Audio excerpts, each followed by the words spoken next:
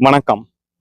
என்னை அனுதினமும் சந்திக்க வருகிற நூற்றுக்கணக்கான மக்களில் அதிகமான நபர் கேட்கிற விஷயம் இதுதான். என் வாழ்க்கையில் எக்கச்சக்கமான துன்பம், குடும்பத்துல பிரச்சனை, நோய், கணவருக்கு ஜாபு போச்சு, இவ்வளவு பிரச்சனை என்று எக்கச்சக்கமான பேர் தீர்வு தேடி வருகிறார்கள்.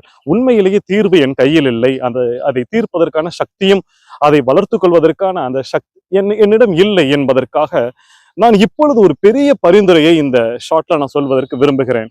நம்ம இந்த உலகத்துல எவ்வளவோ சம்பாதிக்கிற பணத்தை எல்லாமே நம் குடும்பத்துக்கே செலவழித்து அப்படியே தீர்த்து விடுகிறோம். அடுத்த மாத சம்பளத்தை வாங்கி நம்முடைய கடன் அடைப்பது, டியூ கட்டுவது, குழந்தைக்கு ஸ்கூல் ஃபீஸ் கட்டுவது என்று நம்முடைய செலவே போய் விடுகிறது.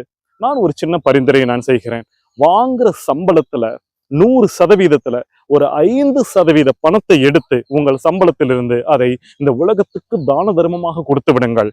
நீங்கள் ஒரு 1000 ரூபாய் நீங்க சம்பளம் வாங்குறீங்க அப்படின்னா அதுல 50 ரூபாவை எடுத்து மாதம் 1ஆம் தேதி இதை ஒரு பழக்கமாகவே வைத்துக் கொள்ளுங்கள். அந்த பணத்தை பிச்சைக்காரர்களுக்கோ அல்லது சன்னியாசிகளுக்கோ அல்லது இயலாத யாருக்கோ ஏதாவது ஒரு தான தர்மம் செய்து விடுங்கள். நீங்கள் என்ன சம்பளம் வாங்குகிறீர்களோ அதில் 5% பணம்.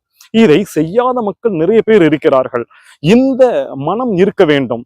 உங்களுடைய வியர்வையை சிந்தி சம்பாதித்த பணத்தில் ஒரு 5% நீங்கள் இந்த உலகத்திற்கு திருப்பி கொடுத்து கொண்டே இருக்க வேண்டும். அப்படி செய்து பாருங்களேன். இந்த சூத்திரத்திலேயே உங்களுடைய துன்பம் தானாக விலகி போவதை நீங்கள் நிச்சயமாக உணர்வீர்கள். இதை நான் உபதேசம் செய்கிறேன். செய்து பாருங்கள்.